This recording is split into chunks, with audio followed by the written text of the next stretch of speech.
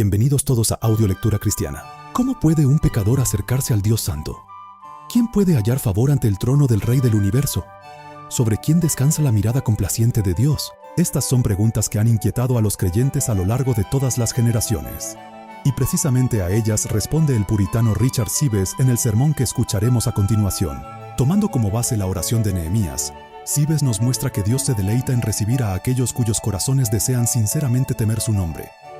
Aun cuando el creyente lucha con debilidades, pecados y muchas imperfecciones, existe un profundo consuelo en saber que el Señor no desprecia los más pequeños comienzos de su obra en el alma. En una época caracterizada por la superficialidad espiritual, este mensaje nos llama a examinar nuestros corazones, a perseverar en la oración y a descansar en la abundante gracia de Dios revelada en Jesucristo. Que esta lectura no solo informe nuestra mente, sino que también avive nuestros afectos hacia Cristo y nos impulse a acercarnos con mayor confianza al trono de la gracia. Escuchemos entonces las palabras de Richard Sibbes en El favorito espiritual ante el trono de la gracia. Esperamos sea de gran bendición para todos. Dicho esto, amados hermanos, comencemos. Oh Señor, te ruego que ahora tu oído esté atento a la oración de tu siervo y a la oración de tus siervos que desean temer tu nombre, y te suplico que prosperes a tu siervo en este día y le concedas misericordia ante este hombre. Nehemías 1:11. En el 9º versículo, el santo hombre recuerda a Dios su promesa hecha a su pueblo, que si se volvían a Él, guardaban sus mandamientos y los ponían en práctica, aunque fueran arrojados hasta los confines del cielo. Él los reuniría de allí, etc. Versículo 9. Hablaré brevemente sobre estos dos versículos y luego pasaré a lo que quiero tratar, basándome en las palabras leídas. Si os volvéis a mí y guardáis mis mandamientos. No hay promesa de misericordia sino para aquellos que se vuelven. La Escritura es perentoria al negar la misericordia a quienes persisten en sus pecados. El cielo no podría tolerar a los ángeles mismos habiendo pecado, y ni tales entrarán en el reino de los cielos. Sin embargo, ¿cuántos hay que se bendicen a sí mismos pensando que les irá bien, aunque se deshagan de todos los yugos y ataduras divinas de Dios, que podrían inclinarlos hacia mejores caminos, como si las palabras fueran solo viento? Cuando vemos aquí que Dios cumplió su palabra contra su propio pueblo amado, si pecáis, os dispersaré por los confines de la tierra. Versículo 8. Vemos en el versículo anterior, versículo 7, que una disposición pecaminosa, orgullosa y presuntuosa puede menospreciar a Dios, a los mensajeros de la palabra y a todos, ahora que venimos a amenazar. Pero cuando Dios venga a ejecutar, ¿lo ignorará entonces? ¿Podrán los maldecidos, blasfemos y personas impuras eludir la ejecución como lo hacen con las amenazas? Dios dice que ninguno de ellos entrará en el cielo, sino que su ira arderá contra ellos, y será como fuego que arderá hasta el infierno, contra aquellos que se bendicen a sí mismos con malas acciones. Deuteronomio 29 o AD 20. Y cuando Dios llega para ejecutarlos, desean que las montañas caigan sobre ellos. Apocalipsis 6:16. No hay nadie más presuntuoso ante las amenazas, ni más vil y temeroso ante la ejecución, como vemos en el presuntuoso y profano Belsasar, que bebía en las copas del templo y despreciaba la religión, y a Dios, cuando aparece la escritura en la pared, sus rodillas se juntan y sus articulaciones tiemblan. Dan 5:6. Así que, aunque haya alguna evidencia de ejecución, vemos a todos los tiranos en el libro de Dios y a los que han estado en el mundo, que se han burlado de la religión, que de entre todos los hombres son los más desconsolados y temerosos, como vemos en Belsasar y otros. Por lo tanto, les ruego que presten atención. Dios sellará todas sus amenazas con ejecuciones a su debido tiempo, como lo hizo con su propio pueblo. ¿Qué razón tenemos para prometernos más inmunidad que la que ellos tuvieron?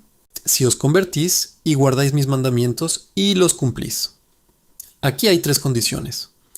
Aunque fuerais arrojados a los confines de la tierra, de allí os reuniré.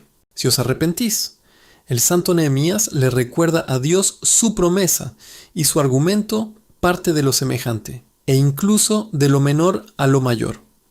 Porque Dios prefiere cumplir sus promesas antes que sus amenazas, pues la misericordia es su propia obra. Así como había sido justo al castigar a su pueblo, también sería misericordioso al restaurarlo. Por eso dice: volved y guardad mis mandamientos y cumplidlos, y aunque estéis dispersados hasta los confines de la tierra, de allí os reuniré. Y los reunió de allí tras su arrepentimiento. Al fin cumplió su promesa. Amados, aún queda pendiente el cumplimiento de esta promesa, pues este pueblo, desde la muerte de Cristo, desde que cargaron con la culpa de aquella sangre sagrada, se encuentra disperso por toda la tierra, entre todas las naciones, sin poseer tierra propia, sino objeto de burla y escarnio. Sin embargo, esta promesa se cumplirá. Tras su arrepentimiento, Dios los traerá de nuevo. Así como San Pablo lo llama una especie de resurrección, la conversión de los judíos, así también es cierto para todos nosotros. Aunque fuimos esparcidos como polvo, como pronto seremos convertidos en polvo en la tumba, Dios recogerá las cenizas, reunirá todas nuestras partes. Así como su poder reúne a su pueblo, así también su poder, al fin, nos reunirá a todos. Tenemos su promesa para los unos y para los otros. Por lo tanto, consolémonos con el cumplimiento de esta promesa, pues es el cumplimiento de la gran promesa de la resurrección. En efecto, la gran promesa de la resurrección es el fundamento del cumplimiento de todas las demás promesas. Como se lee en Ezequiel, acerca de los huesos secos, Dios dice: yo cubriré estos huesos muertos con carne y piel, por tanto os restauraré. Ezequiel 37, 1 y siguientes. Dios, que restaurará nuestro polvo y reunirá nuestros cuerpos, que estaban dispersos por todas partes, nos restaurará de nuestra enfermedad y aflicción, si esto se ajusta a su gloria y a nuestro bien. Ahora, después del argumento que utiliza para persuadir a Dios a partir de su palabra de amenaza y promesa, llega el argumento de la relación entre ellas. Estos son tus siervos, aunque pecadores, son tus siervos. Este es tu pueblo. No tienes otro pueblo en el mundo aparte de este, y tú eres su Dios. Él apela a favores pasados. Los has redimido con tu gran poder y tu mano poderosa. Es un buen argumento para rogarle a Dios por favores pasados, porque no hay sombra de cambio en Él. Santiago 1:17. Siempre es como Él mismo, nunca se agota, y es un gran honor acudir a Él para pedirle nuevos favores sobre los anteriores, porque tiene una provisión infinita. Podemos recibir de los hombres tanto como no puedan compensarlo después, pero no podemos honrar más a Dios que acudir a Él con gran fe, para obtener grandes favores de Él. Cuanto más da, más puede dar, y más está dispuesto a dar. Al que tiene, se le dará. Mateo 13:12. No podemos honrar más a Dios que acudir a Él sobre favores pasados y con deseos ampliados. Nos redimiste y fuiste bondadoso con nosotros antes. Salmo 107:2. Podemos con mucho más razón tomar este argumento en boca y proclamar la majestad de Dios. Nos has redimido, no de Egipto ni de Babilonia, la tierra del norte, sino con la sangre de tu Hijo, del infierno y la condenación. Y por lo tanto, puedes redimirnos de esta pequeña miseria, de estos enemigos. Podemos alegar ese gran favor para todas las demás redenciones, sean cuales sean. El que nos ha dado a Cristo, que no escatimó ni a su propio Hijo, sino que lo entregó a la muerte por todos nosotros, ¿cómo no nos dará con Él todas las cosas más? Romanos 8:32. El que ha sido tan grande y generoso como para darnos a su propio Hijo, ese don digno de admiración. Así amó Dios al mundo. Juan 3:16. ¿Cómo no podemos implorarle todos los demás favores, ya sean de la vida de gracia o de la gloria, o de nuestra condición actual mientras vivimos en este mundo? Podemos invocarlo con mucho más énfasis. Nos has redimido, pero no insistiré más en estos temas ahora.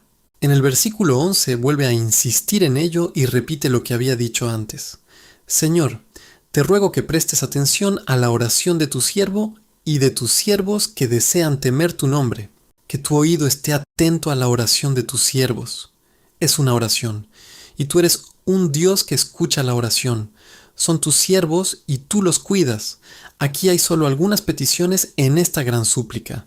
Acuérdate, estén atentos y concédeme tu favor. La mayor parte de la oración se dedica a una preparación, considerando los atributos de Dios y a la confesión y razones contundentes basadas en la palabra, en promesas y amenazas y en su relación. Y luego confirma la relación. Somos tus siervos, porque deseamos temer tu nombre. Para demostrar que, en efecto, tener argumentos sólidos es una excelente habilidad y un arte en la oración. Entonces la petición se resuelve fácilmente, como en el Salmo 90. Es una oración de Moisés, el hombre de Dios, y sin embargo la parte más pequeña del Salmo es una oración. Enséñanos a contar nuestros días. Versículo 12. Esa es toda la petición. Aunque la petición sea breve, es eficaz cuando el corazón se calienta y se fortalece con razones sólidas de antemano. Cuando el corazón se eleva y se enaltece al considerar la majestad y la verdad de Dios. Y cuando el corazón se fortalece con razones convincentes de que Dios escuchará cuando le insistamos con su palabra.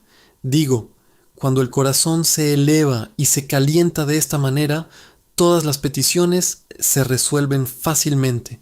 Por lo tanto, amados, es excelente estudiar las Escrituras y todos los argumentos con los que los hombres santos han prevalecido ante Dios en ellas, y ver en qué casos se utilizaron esos argumentos. Son útiles y eficaces para prevalecer ante Dios. Es lamentable que para los cristianos que viven bajo la gloriosa luz del Evangelio, se acerquen a Dios solo con peticiones sencillas y sin adornos. Si provienen de un corazón sincero, tienen la fuerza suficiente para que Dios las escuche. Sin argumentos, para convencerlo de que cumpla su palabra.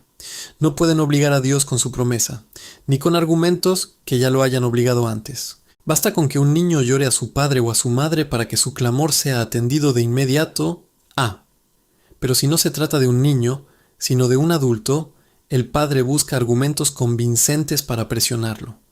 Así, Nehemías presiona a Dios con argumentos conmovedores y sólidos, repitiéndolos y recalcándolos. No solo los alega, sino que los impone. Oh Señor, te ruego que atiendas la oración de tu siervo y de tus siervos que desean temer tu nombre. Él desea que Dios esté atento. Él presiona a Dios y de hecho lo hace para calentar su propio corazón, porque cuando hemos humillado nuestro corazón lo suficiente y lo hemos quebrantado al considerar nuestra propia indignidad, y luego lo hemos calentado al considerar la bondad de Dios, y lo hemos fortalecido al considerar la promesa y la verdad de Dios, entonces estamos seguros de un éxito lleno de gracia. Que tu oído esté atento a la oración de tu siervo y de tus siervos. ¿Cómo supieron que eran tuyos? Porque no había otro pueblo en el mundo que conociera a Dios, sino ellos. Y él sabía que los santos, donde quiera que estuvieran, tenían espíritu de oración y recordarían el caso de la iglesia. Por eso dice, acuérdate de mi oración y de la oración de tus siervos. Porque si la oración de un justo tiene mucho poder, Santiago 5:16, mucho más la oración de muchos. Si hubiera habido tan solo 10 justos en Sodoma, Sodoma se habría salvado. Ahora bien, esto le ruega a Dios, acuérdate de la oración de tu siervo, la mía y la de tus siervos. Como bien dice Tertuliano, un antiguo padre de la iglesia, cuando los hombres se unen, ofrecen a Dios una santa forma de violencia. B. La oración es una especie de lucha y contienda con Dios, un esfuerzo con Él. Déjame en paz, le dice Dios a Moisés, Éxodo 32:10. Es una atadura que lo obliga con argumentos y promesas propias, y es tan fuerte que desea, por así decirlo, que lo dejen en paz. Ahora bien, si la oración de uno es una lucha, un esfuerzo y una imposición, por así decirlo, contra su voluntad, al punto de que dice, déjenme en paz, como si no pudiera hacer nada más que dejar de orar, que son las oraciones de muchos, cuando hay multitud de ellos. Por lo tanto, podemos esperar un resultado satisfactorio de nuestras oraciones y humillaciones que se realiza en este momento. Los deseos de tantas almas cristianas tocadas por el Espíritu de Dios y por la causa de la Iglesia que Dios tiende, no pueden ser ineficaces. Sin duda atraerán abundantes bendiciones del cielo. No entraré en el tema común de la oración, ya que hablé de ella en otra ocasión, pero seguramente ven que el santo Nehemías se basó tanto en ella que esperaba obtener una recompensa, porque él y otros oraban, el santo Daniel y otros con él. Fue un mensajero tan misericordioso para enviar al cielo en busca de ayuda y para todo bien, que Daniel, aunque le costó la vida ser arrojado al foso de los leones, no la omitiría por su vida. Quitar la oración es quitar la vida y el aliento del alma. Quitar el aliento y el hombre muere. Tan pronto como el alma de un cristiano comienza a vivir, ora, sé. Tan pronto como Pablo se convirtió, he aquí que ora. Hechos 9:10. Un niño al nacer llora y un cristiano no dejará de orar por su vida, como vemos en el santo Daniel. Porque ¿qué consuelo tiene sino el que proviene de Dios? Y a Dios se le ruega por todos los favores que concede. Todo lo que proviene de su favor, en su mayor parte, es fruto de la oración. Aunque muchas veces va más allá de nuestros deseos, lo que tenemos, si somos sus hijos, lo tenemos como fruto de la oración. Por lo tanto, les ruego que nos motivemos a cumplir con este deber, como vemos en Nehemías. Acuérdate de la oración de tu siervo. Y cuando oremos a Dios, insistámosle. Como vemos aquí, estad atentos, versículo 6, y aquí de nuevo, estad atentos. Él insiste en Dios. No es una tautología pecaminosa repetirlo una y otra vez. A Dios le encanta oír la misma canción repetidamente. Esta música no es tediosa, sino agradable para Él. Y esta insistencia es para que convirtamos nuestros corazones en algo reconfortante. Tal vez una petición no los conmueva, y cuando lo hagan con una segunda, esforcémonos por conmoverlos cada vez más y nunca nos rindamos hasta que nuestros corazones estén completamente reconfortados. Estad atentos a mi oración. Y si la mía no prevalece, estad atentos a las oraciones de los demás, que prevalezcan las oraciones de todos, la oración de tu siervo y de tus siervos. Pero ¿cómo lo hace bien si son tus siervos? Desean temer tu nombre. Las relaciones vacías no ofrecen consuelo alguno. Es como profesarse siervo y no hacer valer esa condición. Debemos honrar nuestra relación con Dios antes de poder reclamar su favor por medio de ella. Siervos, cristianos y profesantes. Estos son títulos gloriosos, pero si son títulos vacíos, si no podemos honrarlos al presentarnos ante Dios con ellos, no podemos decir que tengamos ningún interés en Dios por medio de títulos vacíos. Más bien, agravan nuestro pecado. Dios será glorificado en todos aquellos que se acerquen a Él, ya sea en su obediencia o en su confusión. Por lo tanto, el santo hombre no consideró suficiente decir, tu siervo y tus siervos que desean temer tu nombre. Él se esfuerza por demostrar que era siervo de Dios, no por nada externo, sino por su disposición interior, el temor de Dios, del cual no me extenderé ahora. Dios requiere el corazón, y la religión se manifiesta principalmente en el manejo y la armonización de los afectos, pues son el viento que impulsa el alma a cumplir con cada deber. Un hombre es como el mar muerto sin afectos. La religión se manifiesta principalmente en ellos. El diablo tiene suficiente inteligencia, sabe lo suficiente, más que cualquiera de nosotros, pero odia a Dios. No siente amor por Dios ni temor de Dios, sino solo un temor servil. No tiene este temor reverencial, este temor infantil. Por lo tanto, esforcémonos por demostrar que somos siervos de Dios, especialmente mediante nuestros afectos y principalmente mediante este temor, que se pone en lugar de toda adoración a Dios. Se pone en lugar de las condiciones mencionadas en el versículo 9. Si os volvéis a mí, guardáis mis mandamientos y los cumplís, entonces cumpliré mi promesa. Ahora bien, con la misma fuerza argumentativa, dice, deseamos temer tu nombre, como si dijera, nos volvemos a ti, obedecemos tus mandamientos y deseamos cumplirlos. Es lo mismo, deseamos temer tu nombre, pues quienes temen a Dios se vuelven a Él. Y desear obedecer sus mandamientos y cumplirlos es lo mismo que cumplirlos. Si alguien los cumpliera y no por temor a Dios, todo sería una mera obediencia vacía. No me extenderé más sobre este tema. ¿Cómo justifica que temiera el nombre de Dios? Él lo hace bueno a partir de esto, que tenía buenos deseos. Deseamos temer tu nombre. Lo deseamos para el presente y para el futuro, de donde observaremos brevemente 2 o 3 cosas que pueden sernos útiles. En primer lugar, a partir de esto, que este deseo de temer el nombre de Dios se presenta como un argumento para prevalecer en la oración, podemos observar que quienes deseen prevalecer ante Dios en la oración deben tener presente la inclinación de sus almas tanto para el futuro como para el presente. Ten en cuenta a tus siervos que desean temer tu nombre, porque acercarse a Dios sin tal disposición, deseando agradarle en todo, tanto en el presente como en el futuro, es acercarse como enemigo de Dios. ¿Y acaso Dios tendrá en cuenta a sus enemigos? Cuando alguien se acerca con la intención de vivir en pecado, sin el deseo de cumplir todos los mandamientos de Dios en el futuro, se acerca como enemigo de Dios, se acerca como si llevara su daga para atacarlo, se acerca con su arma. ¿Quién atenderá la petición de un hombre que viene a herirlo al mismo tiempo? Cuando un hombre se acerca a Dios con la intención de pecar, viene a herirlo al mismo tiempo como enemigo, ¿y acaso es probable que lo haga? Porque ¿qué son nuestros pecados sino aquello que nos convierte en enemigos de Dios? Son lo más opuesto a Él que puede ser, nos hacen odiosos para Dios. Por lo tanto, debemos poder decir con el buen Nehemías, cuando nos acerquemos a Dios, para demostrar que somos verdaderos siervos, deseamos temer tu nombre. Como Jeremías les dice, Jeremías 7:10, robaréis, oprimiréis y cometeréis adulterio, y aún así estaréis delante de mí. ¿Haréis esto y esta villanía y estaréis delante de mí? ¿Qué tienes que hacer?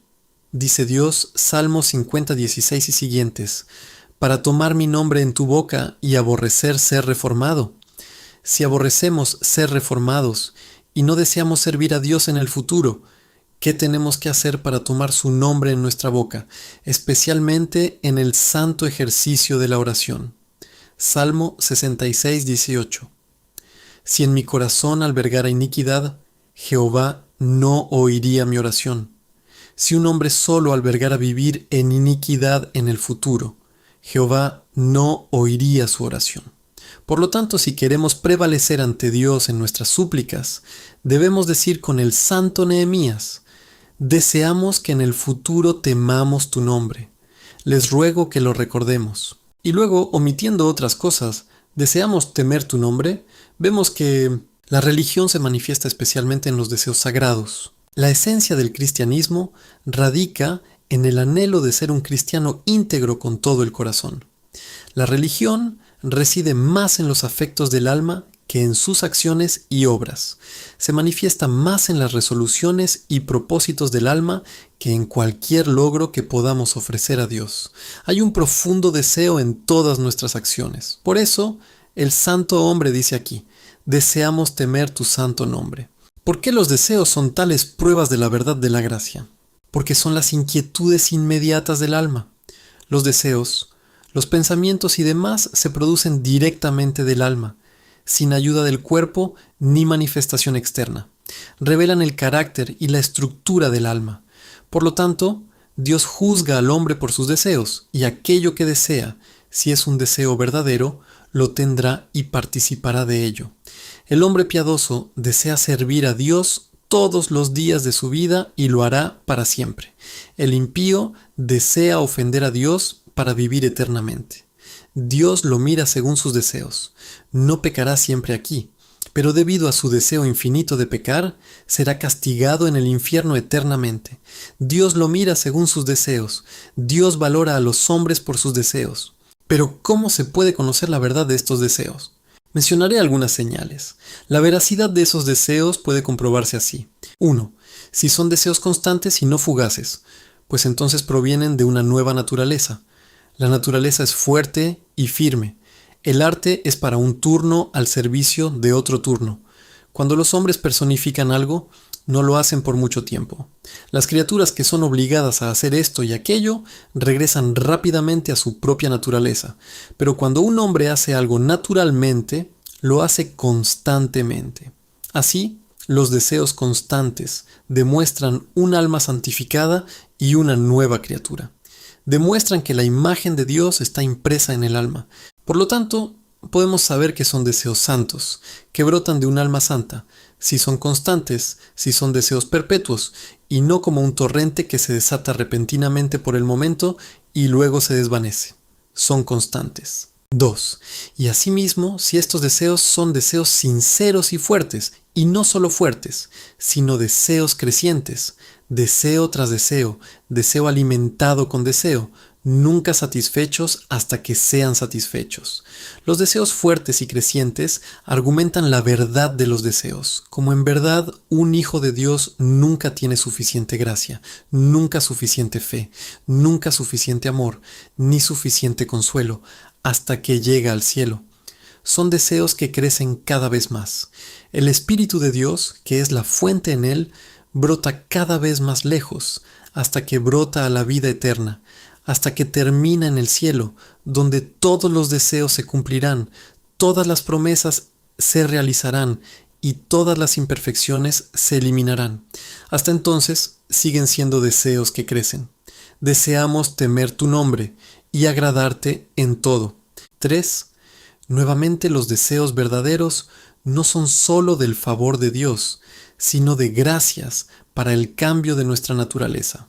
Como Nehemías aquí, él no desea tanto el favor de Dios como el temor de su nombre. Ahora bien, cuando el deseo es de gracias, es un deseo santo. No hay peores hombres que no deseen, como Balaam, morir la muerte de los justos. Números 23:10, para poder disfrutar de la porción del pueblo de Dios.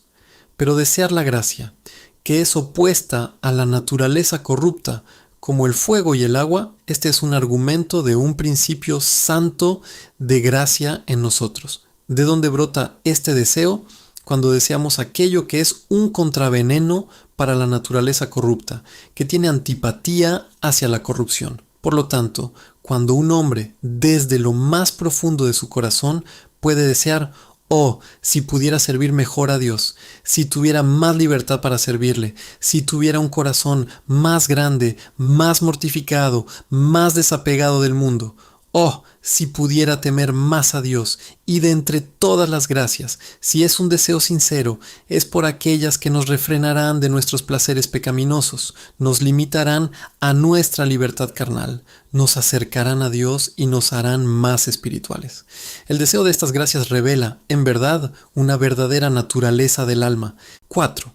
El verdadero deseo se dirige a la gracia, así como a la gloria y al anhelo del cielo mismo. Un espíritu verdadero, tocado por la gracia, por el Espíritu de Dios, no anhela tanto el cielo por la gloria, la paz y la abundancia de toda satisfacción, sino que lo anhela como un lugar donde será liberado del pecado y donde su corazón se ensanchará para amar a Dios, servirle y unirse a Él para siempre, y como una condición en la que tendrá la imagen y semejanza de Jesucristo perfectamente plasmada en su alma. Por lo tanto, oramos. Venga tu reino. Es decir, deseamos que reines cada vez más en nuestras almas, que sometas todo poder opuesto en nosotros y que cautives todos nuestros deseos y afectos, y que venga tu reino cada vez más. Hágase tu voluntad en nosotros, y en nosotros cada vez más, en la tierra como en el cielo. He aquí una dulce oración que sirve a la primera petición, la santificación del nombre de Dios, cuando deseamos honrarlo más, y para ello, que reine más en nosotros y nos haga mejores. Estos deseos demuestran una excelente disposición del alma, como vemos en Nehemías. Nuestro deseo es temer tu nombre. 5. Los deseos verdaderos son también medios de salvación, y a estos medios de salvación se les concede la gracia, como la leche pura, como dice 1 de Pedro 2:2, como niños recién nacidos, deseen la leche pura de la palabra.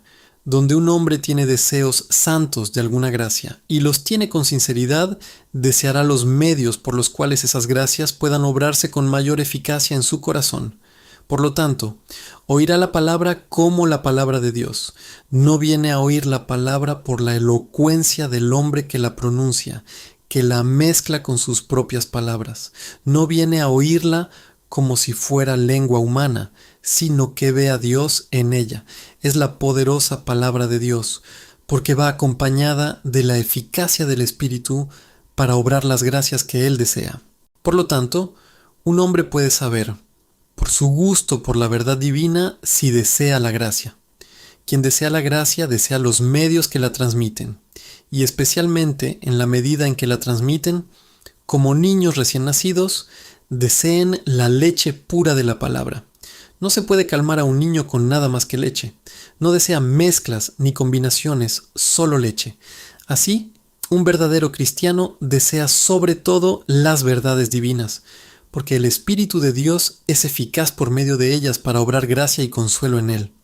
No me extenderé más en este punto. Uso.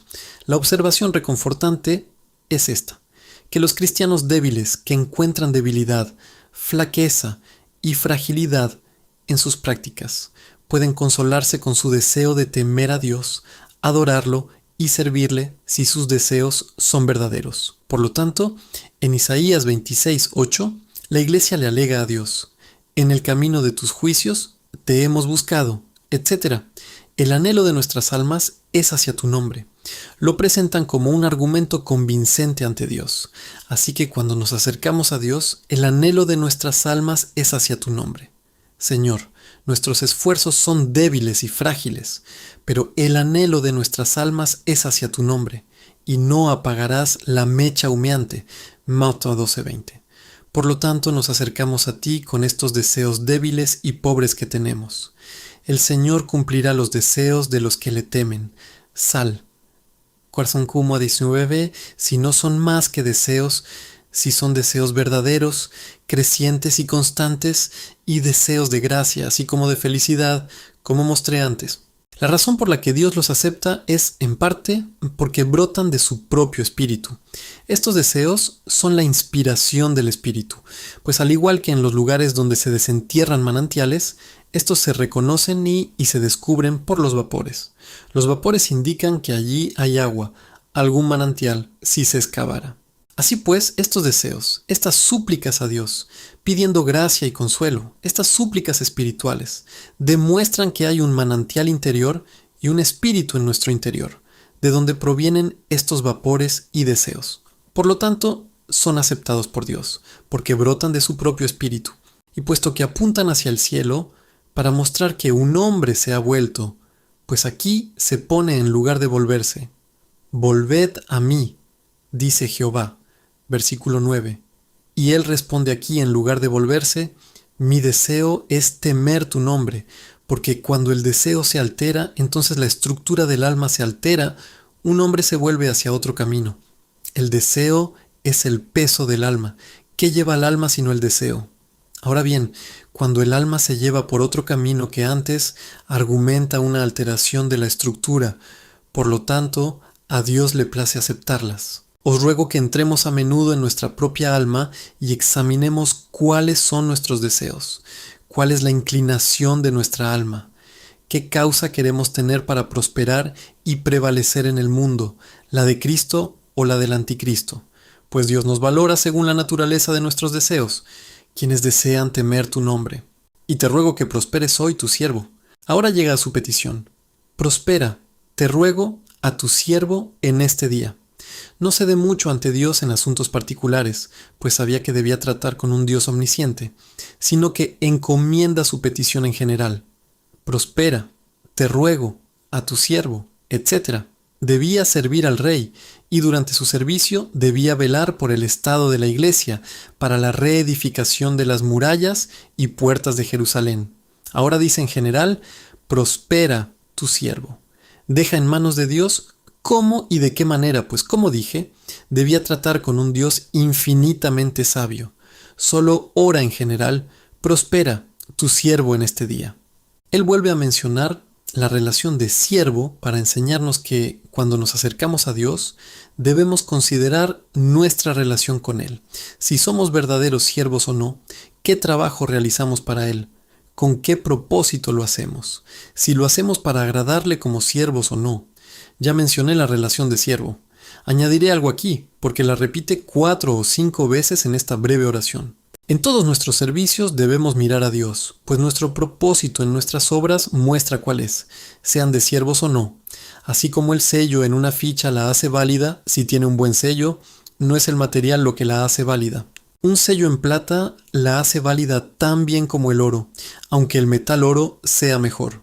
Así, cuando las cosas se hacen porque Dios las manda para agradarle, como un servicio a Él, esto hace que seamos buenos siervos, que la relación sea buena. Cuando nos dedicamos al servicio de la iglesia, del país o del lugar donde vivimos, pensar, aquí sirvo a Dios y lo hago como un servicio a Dios, quien será honrado y servido en nuestro servicio a los demás. En esto soy un buen siervo. Aunque el asunto de mi servicio sea común, humilde y sencillo, lleva un sello. Es la voluntad de Dios. Dios me ha colocado y plantado aquí, y será servido por mí en esta condición y en este momento, aunque el asunto sea algo ordinario. Sé que puede contribuir al bien de la iglesia. Se refiere a la voluntad de Dios y al bien de la iglesia. Por lo tanto, si hacemos lo que hacemos con la mirada puesta en Dios, en el lugar donde Él nos ha puesto, es decir, si lo hacemos como para Él, somos siervos de Dios, sea cual sea la labor. Y recordemos a menudo pensar en ello, incluirlo en nuestras oraciones. Maestro, dijeron cuando estaban a punto de ahogarse, ¿no te importa que perezcamos? Marcos 4:38. Le hicieron recordar la relación que tenían con Él. Así que, cuando recordemos a Dios nuestra relación, Padre, somos tus hijos. Señor, somos tus siervos. Fortaleceremos nuestra fe y nuestra esperanza de todo bien. ¿Acaso un amo permitiría que su siervo fracasara en su servicio?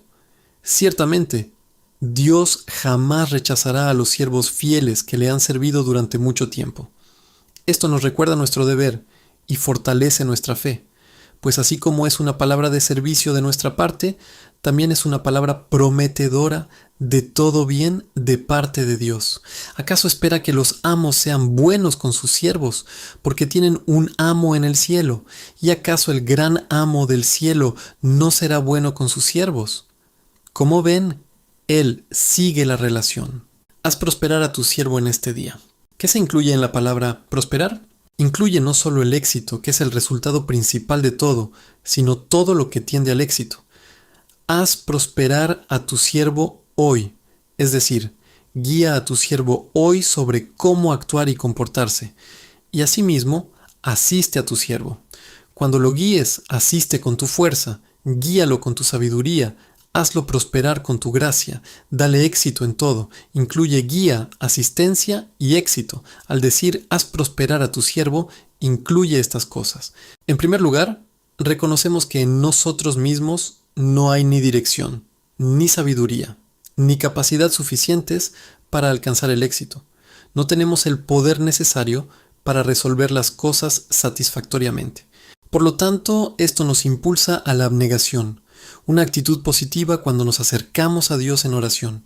2. Y luego atribuirle a Dios todo, sabiduría, fuerza, bondad y todo lo demás. Aquí se le da a Dios toda la gloria cuando dice, prospera hoy a tu siervo. En tercer lugar, aquí hay una dependencia de Dios. No solo se reconoce que estas cosas están en Dios, sino que implica una dependencia de Dios para obtenerlas. Prospérame, Señor. No puedo prosperar por mí mismo. Y tú, que eres el Creador, tienes sabiduría, fuerza y bondad suficientes. Por lo tanto, dependo de ti, de tu sabiduría para que me guíe, y de tu fuerza para que me ayude. Dependo de tu bondad y de todo para un resultado bendecido. Aquí hay dependencia. 4. De nuevo, en cuarto lugar, aquí se presenta una recomendación de todo mediante la oración. Una recomendación de su dependencia interior de Dios para todo. Ahora, Señor, prospera a tu siervo. Así que cuando acudimos a Dios en busca de prosperidad y éxito, recordemos que traemos abnegación y el reconocimiento de toda excelencia que reside en Dios, para que nos guíe, dirija, asista y bendiga, y recordemos depender de Él, encomendarnos a Él, unir nuestras almas al Dios fuerte, sabio y misericordioso, para que Dios y nuestras almas se unan. Y luego encomendémoslo todo en oración.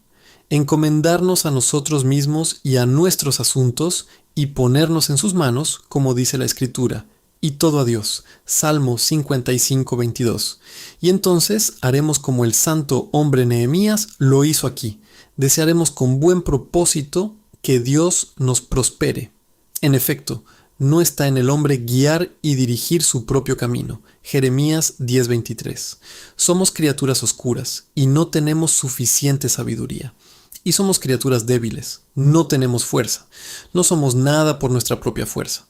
Y para el éxito, mil cosas pueden impedirnos lograrlo, porque el éxito no es sino la aplicación de todas las cosas a un resultado apropiado, previendo todo lo que pueda obstaculizarlo y eliminándolo. ¿Y quién puede hacer esto sino Dios? Una circunstancia principal que asedia y obstaculiza un negocio puede impedir que éste sea excelente. ¿Quién puede prever todo lo que lo acosa? ¿Todas las circunstancias que lo rodean? ¿Quién puede ver todas las circunstancias de tiempo, lugar y personas que constituyen obstáculos o facilitan su éxito? Se requiere una sabiduría infinita para preverlas. El hombre no puede verlas. Y cuando los hombres las ven, ¿acaso no surgen pasiones repentinas que les impiden usar su conocimiento? Aunque las conozcan de antemano, una pasión repentina de miedo o ira puede obstaculizar su conocimiento, dejándolos confundidos al tratar con detalles. Cuando intentan aplicar el conocimiento previo, no saben qué hacer. Por lo tanto, a menos que Dios, infinitamente sabio y poderoso, para eliminar todos los obstáculos, otorgue el éxito a un negocio en particular, no habrá éxito. Así como el cuerpo humano se sostiene sobre muchas articulaciones, si alguna falla, todo el organismo enferma. De igual modo que en un reloj todas las ruedas deben mantenerse limpias y en orden. Así sucede en un negocio. Todas las ruedas deben estar en marcha. Si una se detiene, todo se paraliza. Lo mismo ocurre con nosotros en los asuntos de este mundo. Cuando tratamos con reyes y estados, si no se mantienen todas las ruedas en su lugar, no habrá éxito ni prosperidad. Nehemías lo sabía bien. Prospera, pues. Cuando dijo, que prosperes, no quiso quedarse de brazos cruzados, pues después se dedicó con diligencia a esperar. Por lo tanto, sigamos su ejemplo. Si queremos que nuestras oraciones a Dios y nuestra confianza en Él sean efectivas para alcanzar la prosperidad y el éxito, debemos emplear los medios como Él lo hizo. Se presentó ante el rey y observó su comportamiento para ver qué palabras le daría, y luego se propuso poner en práctica lo que Dios le indicara. Uso. Esto debería enseñarnos a usarlo cuando nos ocupamos de cualquier asunto, para acudir a Dios para que prospere, nos dé éxito, guía, ayuda y un resultado bendecido. Porque Dios, para que siempre podamos depender de Él, aún guarda una parte en el cielo. Cuando nos da toda probabilidad de éxito en la tierra, aún reserva la bendición hasta que la cosa se complete. Hasta que haya una consumación del asunto, guarda una parte en el cielo, porque quiere que le supliquemos y le debamos, quiere que subamos al cielo. Por lo tanto, cuando tenemos el pan de cada día, debemos orar por él, porque la bendición viene de él. De lo contrario, nuestro pan podría ahogarnos. Podríamos morir con él en la boca, como le sucedió a los israelitas. Pero cuando tenemos cosas, debemos depender de él para recibir una bendición. Todo lo demás es en vano. Aprendamos de esto un camino hacia la piedad y la santa comunión con Dios. Orar a Dios en todo por su bendición. Para ello, debemos estar en una disposición espiritual que nos permita desear que Dios nos prospere. Es decir, no debemos estar bajo la culpa del pecado cuando acudimos a Él para pedirle prosperidad. Y debemos ser humildes. Dios no prosperará un negocio hasta que seamos humildes. Como en el caso de los benjaminitas, cuando acudieron, se les negó la primera, la segunda y la tercera vez, hasta que oraron, ayunaron y se humillaron profundamente. Su petición fue denegada. Jueces, 20:36 y siguientes. Si la causa nunca es buena, hasta que no seamos humildes, Dios no la prosperará, porque no estamos preparados para la bendición. Si la tuviéramos, seríamos orgullosos. Dios, en su misericordia y cuidado, no concederá nada hasta que seamos humildes.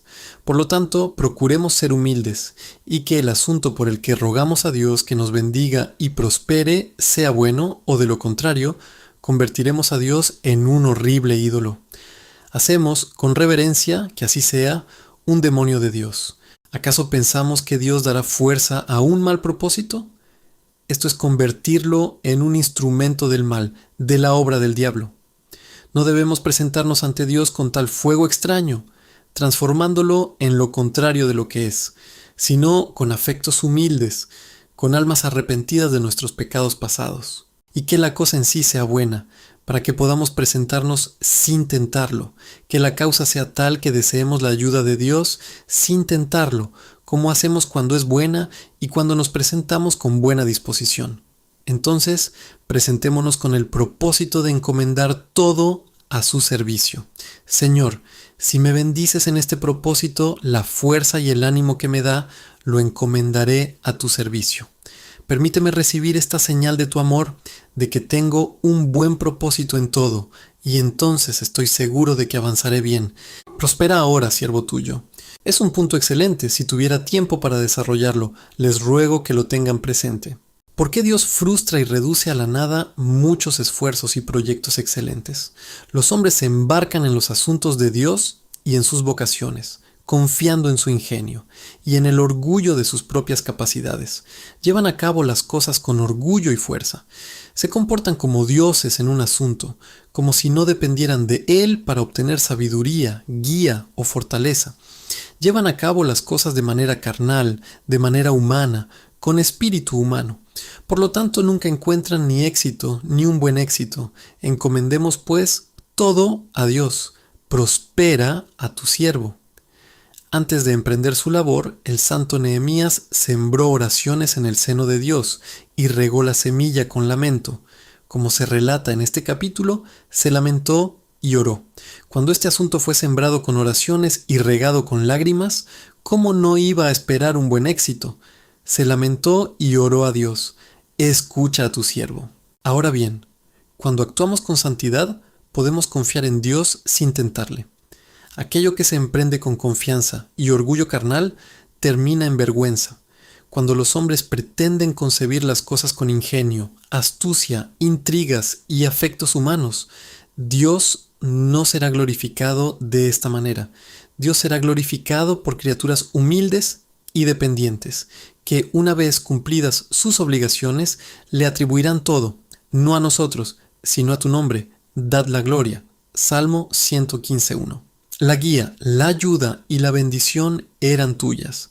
Dice Dios en Isaías 50, casi al final, versículo 11. Ahora bien, vosotros que encendéis fuego, andad en la luz de vuestro propio fuego, pero sabed que acabaréis en aflicción. Encenderéis fuego con vuestros propios planes y andaréis en la luz de vuestro fuego. Tendréis vuestros propios proyectos y seréis vuestros propios artífices. Pero sabed que acabaréis en tinieblas e incomodidad. Acabaréis en aflicción. Un corazón orgulloso e inquebrantable justifica estos pobres caminos. Es propio de espíritus débiles y pusilánimes orar, ayunar, humillarse ante Dios y temerle. ¡Ay! ¿Qué son estos? Son caminos débiles. Espero que tengamos partes y medios más fuertes para llevar las cosas. Así que tienen un reino en su mente. ¿Cuál es el resultado de estos hombres vanidosos, cuando Dios descubre que todos sus caminos son vanos al final, que son como viento y que no llegan a nada? Prospera ahora, siervo tuyo, dice. Aprendamos también esta lección. Si nos acercamos a Dios en un asunto particular del que no estamos seguros de agradarle, aún así, someternos a Él en general. Señor, haz prosperar a tu siervo, ve delante de tu siervo, no permitas que haga nada en contra de tu voluntad. Guíame en lo que es para tu gloria, y no me impongas ni me limites, Dios. Haz prosperar a tu siervo hoy, y ten misericordia de él ante los ojos de este hombre. Se dirige más particularmente a esta petición. Concédeme misericordia ante este hombre. Vemos que un rey es un gran órgano o instrumento para transmitir cosas buenas de Dios, el Rey de Reyes, a los hombres.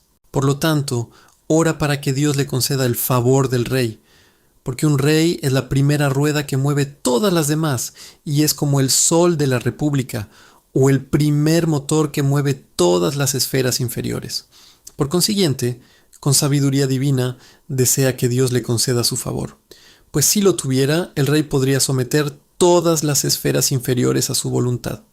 Ciertamente, sería un punto digno de desarrollar, pero no es oportuno en este momento, pues el tiempo ya ha transcurrido. Ya ven el gran bien que Dios transmite a través de reyes y príncipes.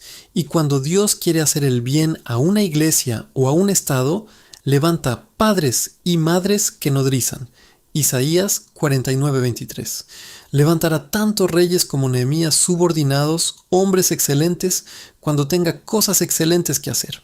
Pero lo principal que se pretende aquí, que solo mencionaré brevemente, es que, considerando que están en tal subordinación a Dios, que son instrumentos para transmitir tanto bien o tanto mal como puedan, como se dice de Jeroboam, hacen que otros pequen o adoren a Dios. Por lo tanto, deberíamos hacer como Nehemías, ora para hallar gracia ante sus ojos. Una oración sabia y santa. Comienza por la cabeza, va a la fuente de todo bien. La oración es la mensajera o embajadora del alma. Siendo embajadora del alma, va primero al más alto, al Rey de Reyes, primero al Señor de Señores, va al motor supremo de todos y luego le pide que mueva al siguiente motor subordinado inmediato, es decir, al Rey, para que mueva otros orbes bajo su mando, para que las cosas sean llevadas por un curso dulce y misericordioso hacia un resultado bendito. Por lo tanto, la observación de aquí es esta, que cuando tengamos que hacer algo con grandes hombres, con reyes, etc., sin embargo, comencemos con el Rey de Reyes y hagamos todo en el cielo antes de hacerlo en la tierra, porque el cielo establece las leyes por las que se gobierna la tierra. Que la tierra concluya lo que quiera, habrá conclusiones en el cielo que derrocarán todas sus conclusiones. Por lo tanto, en nuestras oraciones debemos comenzar con Dios y pedirle con fervientes y sinceras súplicas que ponga todo en marcha, que establezca estas causas inferiores, y cuando hayamos obtenido lo que deseamos en el cielo, será fácil conseguirlo en la tierra. Ganemos lo que anhelamos en el cielo por medio de Dios, y entonces, qué fácil será trabajar con príncipes y otros gobernantes en el estado una vez que hayamos obtenido a Dios. ¿Acaso no tiene Él en su mano los corazones de los reyes como ríos de agua, Proverbios 21:1, para desviarlos de un lado a otro? Así como un hombre hábil extrae agua por un canal o por otro, abriendo una salida para el agua, así Dios abre un camino para que las deliberaciones y decisiones de reyes y príncipes fluyan de un lado a otro, hacia un bien o un mal, según su voluntad. Por lo tanto, considerando que existe una dependencia absoluta de Dios en todas las cosas inferiores, cuando tengamos que tratar con reyes u hombres poderosos, comencemos siempre con la oración. Como Jacob, cuando tuvo que tratar con Esaú, se postró y oró primero, y cuando hubo obtenido de Dios mediante la oración, Dios, que hace amigos incluso de los enemigos, transformó el corazón de Esaú, que era enemigo, en amigo. Y Dios puso en el corazón de Jacob un plan sabio para lograr esto, como ofrecerle un presente y darle títulos como mi señor Esaú. Génesis 33:4. Dios, cuando quiere obrar algo entre los hombres, y escucha las oraciones que se le hacen para obtener el favor de los hombres, pondrá en sus corazones tales maneras de prevalecer con los hombres, como lo hizo Jacob con Esaú. Así también Esther. Antes de ir a ver a Asuero, primero entró en el cielo mediante la oración. Cuando hubo obtenido de Dios mediante la oración, cuán amable y dulce fue Asuero con ella. Así vemos en otros pasajes de las Escrituras, cuando los hombres santos han tenido que tratar con los hombres, comenzaron con Dios. Por lo tanto, les ruego que aprendan este punto de sabiduría cristiana. Si desean prosperar, como todos deseamos prosperar en nuestros negocios, especialmente aquellos que desempeñan funciones públicas, Este debe ser el camino que oren a Dios, quien tiene en su gobierno y guía los corazones de reyes y príncipes para que les sea favorable, y que no piensen en llevar las cosas por la fuerza, pues entonces Dios no suele conceder ese éxito, sino que lleven las cosas por la fe al Rey del cielo, y entonces sepan cómo mantenerse firmes en todas las cosas menores, de acuerdo con la voluntad de Dios en el cielo.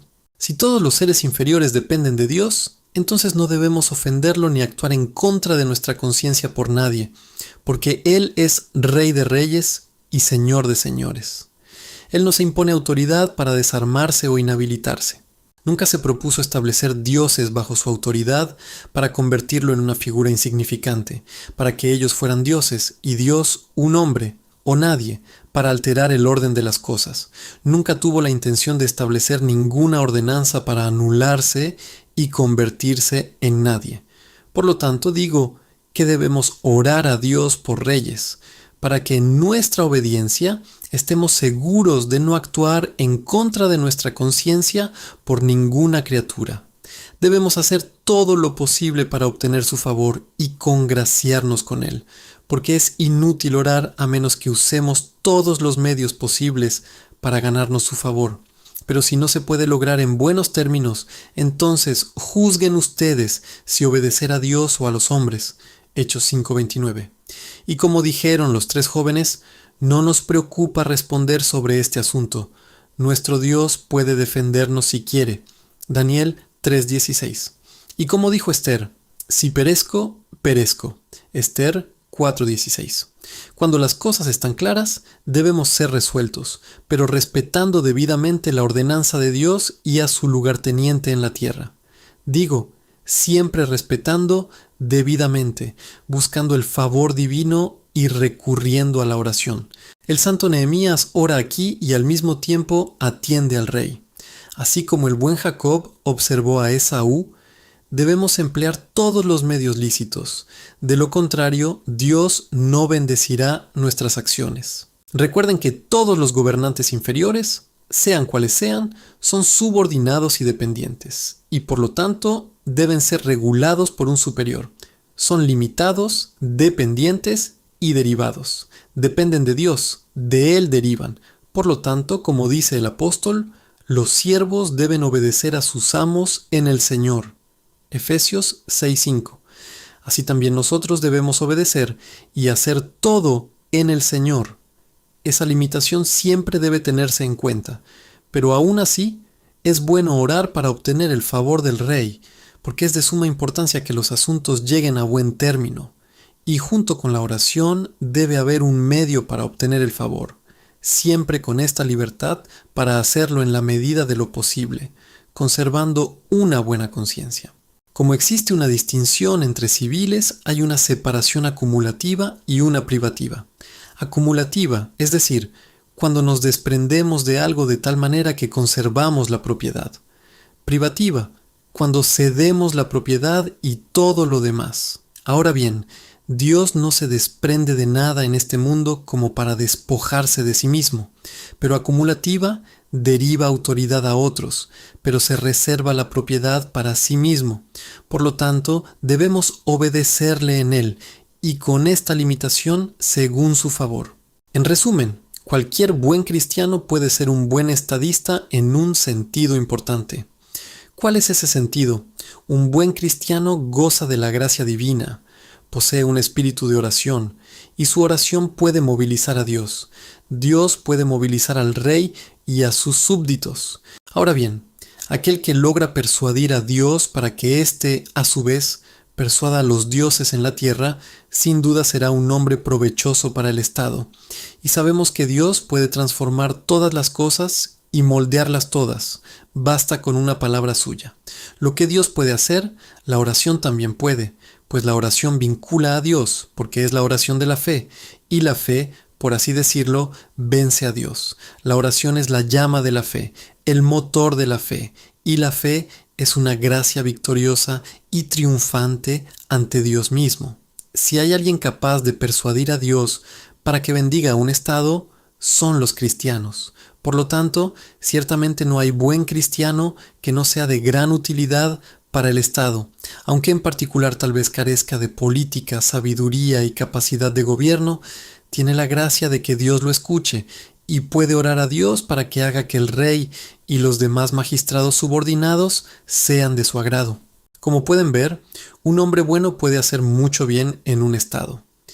El inocente libera la tierra, como se dice en Job 22:30, y el pobre sabio libera la ciudad, como se dice en Eclesiastés 9:15.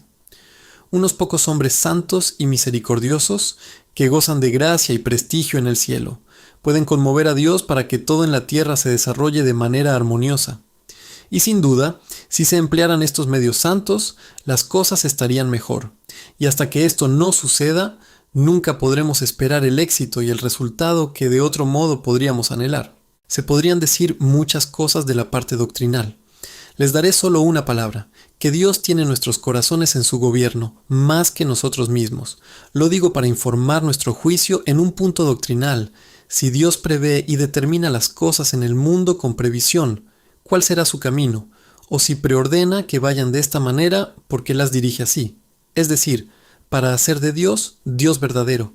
Él determina que estas cosas sucederán, porque determina en la serie y el orden de las causas llevar las cosas a cabo y guiar a reyes, príncipes, magistrados y a todos por este camino. Además, si Dios ha dado libertad a todos los hombres, especialmente en materia de gracia, para que puedan aplicar la gracia a su antojo como quieran, y con previsión, cómo aplicarán su libertad, para determinar de una u otra manera. Esto equivale a convertir la voluntad de cada hombre en un Dios y a despojar a Dios de su honor, como si Dios pudiera prever la inclinación de la criatura, sin saber que pretendía inclinarla de una u otra manera. ¿Puede Dios prever alguna entidad, alguna cosa que tenga existencia por naturaleza o gracia, sin la previsión de dirigirla de una u otra manera? No puede. Esto lo convertiría en no Dios. Vemos que Dios tiene en su poder los corazones de los reyes, y ese es el fundamento de la oración para que reciban gracia. ¿Por qué deberíamos orar por ellos si pudieran ejercer su propia voluntad como quisieran? ¿Por qué deberíamos dar gracias por tener la libertad de actuar de una u otra manera? ¿Detiene la devoción, la petición y la acción de gracias decir que la criatura tiene libertad para actuar por sí misma y que Dios, al ver que actuaría así, lo determinó de esa manera? Oh no, debemos acudir a Dios. Él ha establecido un orden y un curso de acción, y al usar esos medios, pidámosle que nos guíe con su Espíritu Santo, que ilumine nuestro entendimiento, que guíe nuestra voluntad y nuestros afectos con su Espíritu Santo, porque nuestros corazones están en su gobierno más que en el nuestro. Si fuera necesario probarlo, podría hacerlo extensamente. Si hubiera existido tal libertad, el buen Nehemías jamás habría hecho esta oración. Pero Dios, de maneras extraordinarias, pone pensamientos y guía todo, incluso lo que a él mismo se refiere, como podemos ver claramente en la historia de Esther. Les daré solo ese ejemplo. Qué extraño fue que Asuero no pudiera dormir. Y cuando no podía dormir, pidió el libro, le pidió que leyera sobre Mardoqueo, y a raíz de ello lo enalteció. Todo esto contribuyó al bien de la iglesia. Fue algo extraordinario. Y así sucede en otros asuntos. Es extraordinario que Dios ponga pensamientos y deseos insignificantes en grandes personas y luego los acompañe con diversas circunstancias y así haga que las cosas sucedan. Todo esto proviene de Dios. Si no aceptamos que Dios gobierna todo lo externo y especialmente los corazones de los hombres, donde es su prerrogativa establecer su trono, jamás oraremos con sinceridad ni daremos gracias. Y si oramos y damos gracias, Él pondrá en la mente de los gobernantes ideas y resoluciones extraordinarias para el bien de la Iglesia, que jamás hubiéramos podido concebir ni obtener de otra manera, sino del gran Dios del cielo y de la tierra. Veremos cómo una providencia extraordinaria obra para el bien de todos, pero debo dejar la profundización de estos asuntos a vuestra propia reflexión y meditación. Amén. Muchas gracias por escuchar Audio Lectura Cristiana. El Señor les bendiga, amados hermanos. Hasta la próxima.